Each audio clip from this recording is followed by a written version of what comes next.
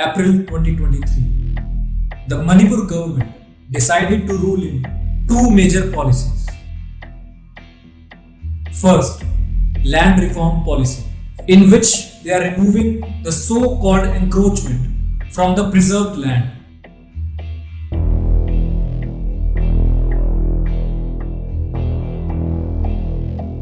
Second, the government is deciding to provide ST reservation for a politically and demographically dominant ethnicity of the area.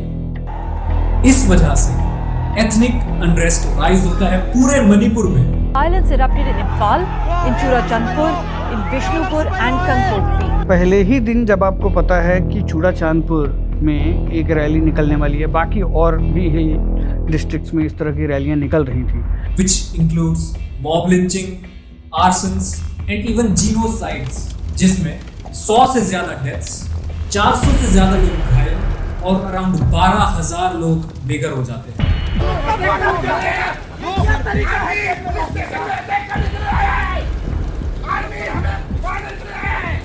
कौन है इन rights का गुनहगार? Who is to be blamed for all this unrest? The government, the people, और even हम और आप. आइए देखते हैं इस वीडियो को. So my earnest appeal to the people of the state, it is not between the community. Please do blame to the government, and whatever the government can rectify, we'll do it. तो Manipur actually में British annexed एक princely state था जो 1949 में India का एक important state बना. इधर हमेशा से हिंदू पॉपुलेशन डोमिनेंट थी और वो मेती कम्युनिटी से बिलोंग करते थे. मणिपुर में वैसे तो 34 डिफरेंट एथनिसिटीज हैं, मगर इनको हम 3 डिफरेंट ग्रुप्स में डिवाइड कर सकते हैं: the Meiteis, the Kukis and the Nagas, जिनमें नागास और कुकीज को एसटी रिजर्वेशन मिला हुआ है.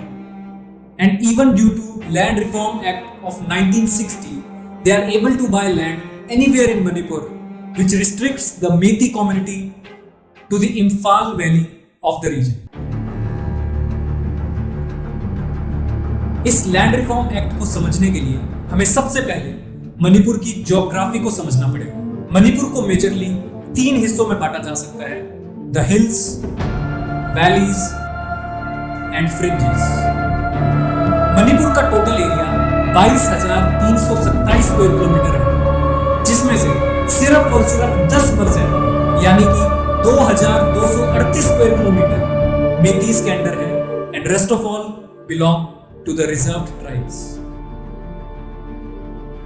वैली रीजन, जो कि most fertile and transport dominated area है, is controlled by Meiteis and they are dominate in government as well, क्योंकि मणिपुर की पिछले 74 साल की हिस्ट्री में सिर्फ और सिर्फ 2 सीएम ऐसे रहे हैं जो कि मेती कम्युनिटी से बिलोंग नहीं करते हैं, जिसकी वजह से जो भी internal decision making power state के पास होती है वो अपेरेंटली मेतीज के पास है, जो स्टेट की 52% पॉपुलेशन को कॉन्स्टिट्यूट करते हैं. But due to this the constitution of India has tried to limit those powers by limiting the property assets being owned by Metis to the valley region only, जो कि इस issue का root cause बताया जा रहा है.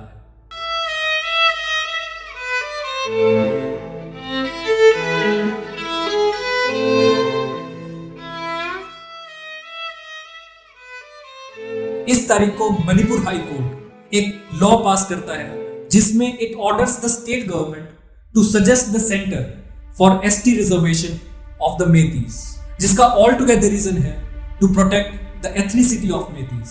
What sort of organization is Meitei Lipun?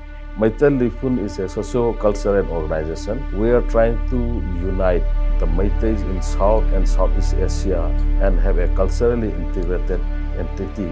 Manipur Myanmar से border share करता है, जिसकी वजह से it also faces the severe issues of illegal asylum.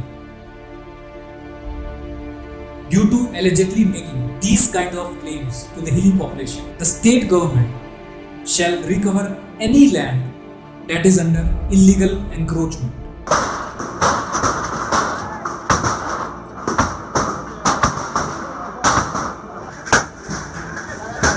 this has made cookies a little upset because most of the Manipur's forest land are the hilly areas जहां पर cookies की population रहती है। इस बिल को लागू करने के लिए कई घर और 3 चर्चेस डिस्ट्रॉय किए गए और कुकीज की मेजॉरिटी पॉपुलेशन क्रिश्चियनिटी से बिलोंग करती है। We cannot stop worshipping our Lord and Savior. We'll find some suitable places. We can worship in house and some. इस बिल के एपेरेंट अनजस्टिस को रोकने के लिए सभी स्टूडेंट ट्राइबल यूनियन ने एक प्रोटेस्ट रखा था ऑन 3rd of May, जिसमें 60,000 से ज्यादा लोग शामिल हुए। The tribal people have been facing these grievances from the state government for decades now, and decades of negligence and grievances have been the experience of the tribal people. And during this protest, एक rumour फैल जाता है कि चूरा चंदपुर में cookies के घर जला दिए गए हैं, जिसकी वजह से the collected crowd turned into a mob and started to retaliate. लेकिन आपको जब चूड़ा चांदपुर में ये पता चला कि 60 से 80 हज़ार लोग इकट्ठा हो रहे हैं, तो जब इतनी बड़ी भीड़ कहीं भी इकट्ठा होती है तो किसी भी आप पुलिस ऑफिसर से पूछेंगे तो this is a recipe for trouble, because जब उतनी बड़ी मॉब होती है तो mob naturally gets a mentality of immunity. Okay,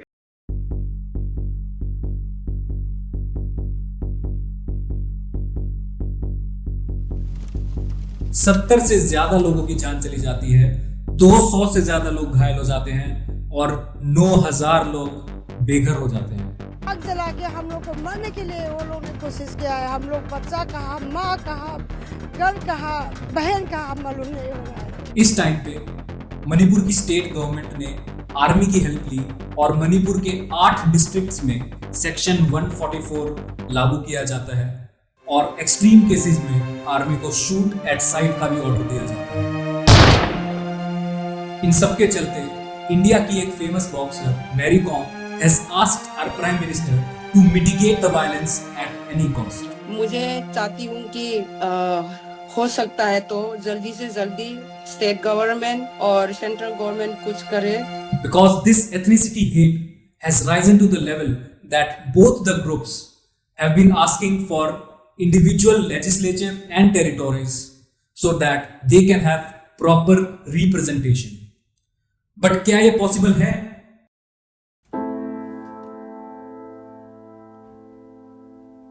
The mob lynching happening in Manipur is actually getting less traction और इंटरनेशनल मीडिया भी इस टॉपिक को कवर करने में नाकाम रहा।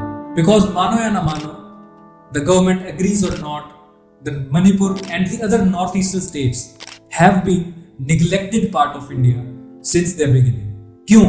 क्योंकि वह बाकी इंडियन स्टेट से बेटर कनेक्टेड नहीं है या फिर वो डेमोक्रेटिक रिपब्लिक ऑफ इंडिया का पार्ट काफी टाइम बाद बने। वेरियस आर्मी रेजिमेंट्स जो कि मणिपुर में डिप्लॉयड हैं, उनके पास राशन तक ठीक से नहीं पहुंच पा रहे हैं क्योंकि डिफरेंट टेरेन्स एंड ट्रांसपोर्टेशंस सब ब्लॉक्ड हैं। Insurgents to local leaders to save local lives, which it described as a mature decision. और वो टाइम शायद दूर नहीं कि due to negligence can take a very solid form like the Khalistani movement.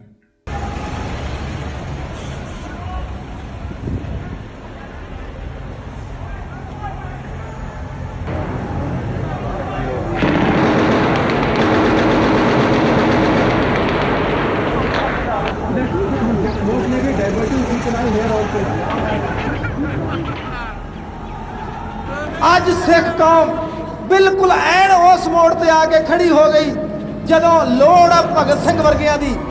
ਲੇਕਿਨ ਜੋ ਇਤਿਹਾਸ ਵਿੱਚ ਭਗਤ ਸਿੰਘ ਦਾ ਨਾਮ ਹੈ, ਜੋ ਊਧਮ ਸਿੰਘ ਦਾ ਨਾਮ ਹੈ, ਉਹ ਕਿਸੇ ਹੋਰ ਦਾ ਨਹੀਂ ਹੋ ਸਕਦਾ। इस सब से हम लोगों को डरना चाहिए, because I being the citizen of India don't think कि हम कम्युनल हार्मनी को स्टेट के डिवीजन से बढ़ावा दे सकते हैं। International press conferences and visitations के फायदे तभी हैं जब हमारे internal conflicts are at peace. हम पूरी तरह से समझते हैं कि international positional strong hold of India तभी पॉसिबल है जब तक हमारे इंटरनल कॉन्फ्लिक्ट्स पीस पर है। और अगर जब इंडिया को उसके हर मूव पर इतने बुरे तरीके से परखा जाता है तो यह एक दाग साबित होता है जो कि साफ करना बहुत मुश्किल लग रहा है। Democracy is the spirit that supports equality and dignity. अगर आप लोगों तक मेरी ये बात पहुंच रही है तो मैं माफी चाहूंगा, मगर सच यही है। आशा करता हूं कि आप लोगों को वीडियो पसंद आई और आप हमारी मोटिवेशन बढ़ाने के लिए लाइक, शेयर और सब्सक्राइब जरूर करेंगे, क्योंकि इसी से हमें प्रेरणा मिलती है आपके सामने कुछ व्यक्त कर पाने का। मेरा नाम है साहित्य और अब मैं मिलूंगा आपसे अगली video. Our difficulty, as I said, is not about the ultimate future. Our difficulty is how to make the heterogeneous mess that we have today take a decision in common and march in a cooperative way on that road which is bound to lead us to unity.